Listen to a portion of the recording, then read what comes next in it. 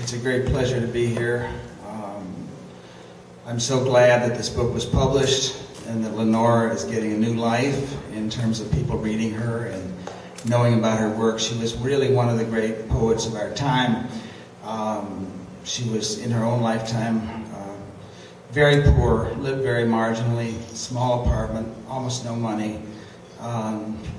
She didn't play the game of poetry, and often what happens is certain people, become big names in their time because they're really good at schmoozing and doing PR and getting themselves known and so on. And then there are the people that are really the great poets. Gerald Nicosia was another one who lived sort of unknown and no money, but they're writing these great things. And that Lenore was just, I think, one of the really great poets. I've been in the writing world for 40 years now, and her poetry continues to amaze me by the beauty and by her use of language, which is just so amazing. Someone said something about austere, and it really is. I mean, she never uses an extra word.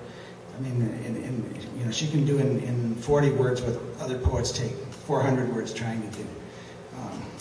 I only wish she were alive and here, and I'd like to see her come walking through the door with her cane, as she used to do at the readings that I invited her to, and she was hurt on a motorcycle and walked very slowly, but she'd come in with that great dignity and that slow walk and her cane, and I'd like to see her come through the door right now. I wish she could. Anyway, I'm just going to read a few of her poems here. I did a reading at the Beat Museum, and I didn't get to any of her love poems that night, so I want to read a few of her love poems tonight, because I think, among other things, and she was great at so many different types of poems, but she also wrote some of the really most beautiful love poems, I think, of our time.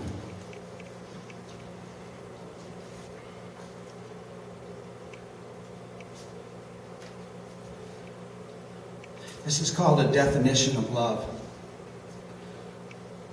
Love, that I watched you sleeping, that I watched your face calm on the white pillow, and felt no envy of your dreams, and switching off the light, slid naked beside you in our bed, still sleeping, you turned to me and held me, which was the dream.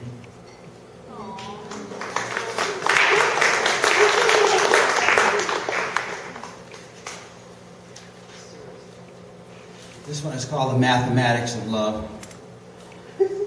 Stopping your mouth with mine, our conversation changes voice, and you and I forget our I and you, lost in that first equation of humanity, that 1 and 1 equals 1.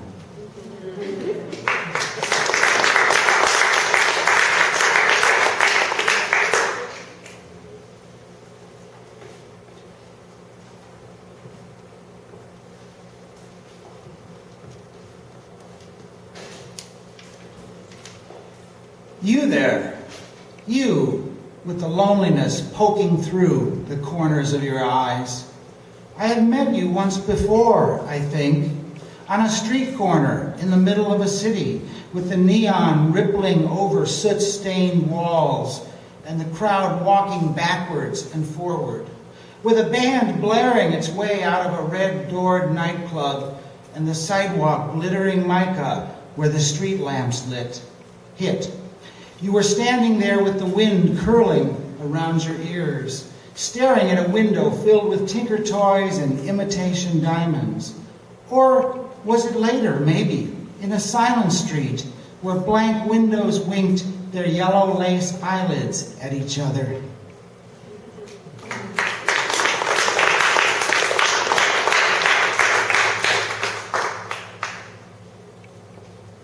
This poem is entitled Gregory, and I always wondered if it was to Gregory Corso. Anybody know that, whether this poem Gregory was for? I knew Gregory Corso too, and it sounds like it could have been, but it's a mystery, I guess, because Gregory's dead and she's dead. We'll never be able to find out. Gregory. In New Mexico, he put his rumpled body between me and the police when the DA swore he'd arrest me for reading my poetry. Here, when I was motorcycle smashed, he cooked dinners for me that I couldn't eat. His heart was as tender as a cactus without any spines, a rose with soft thorns.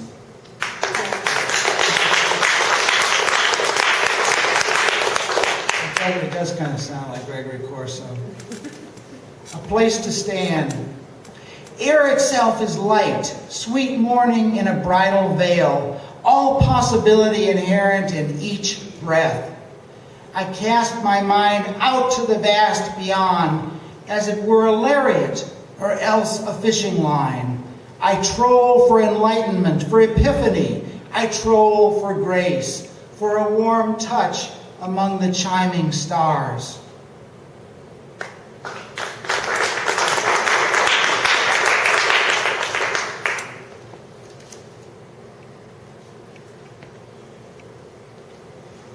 And tell me who else among the poets of our time can write lyrical poetry like that? It's, Dylan Thomas. There's like a handful of lyric poets that can do something that beautiful with language. Night Passage. I'm sorry, that's not the one I want to read. Nostalgia. Nostalgia, like a bathtub of quivering green jello. And me, human fruit salad. Great glaucous globs of regurgitated yesterday, adorning me like artificial grapes, just a free will puppet strung out on memories. No way I can survive on last year's dinners. Sweet green jello candy rerun is a dangerous drug. And this one thing I know for sure, nothing new ever happens in yesterday.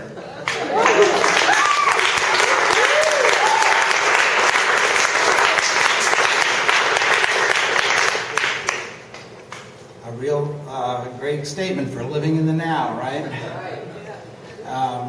Nothing new ever happens in yesterday. Actually, I am going to read Night Passage. Night Passage. The other side of dawn again. Once more I've spanned the oceans of the night, tides of 4 a.m. despair, and lonely wonders of the dark beasts of the soul that lurk behind the silent hours when wise men sleep at ease and fools like me stride mumbling through the stars, dissecting dreams with scalpels of the mind and bleeding visions like a wounded ghost. Once more I've made it through. Pale sunlight warms my skin. Small birds that sing in cities light the air. The morning smells so sweet.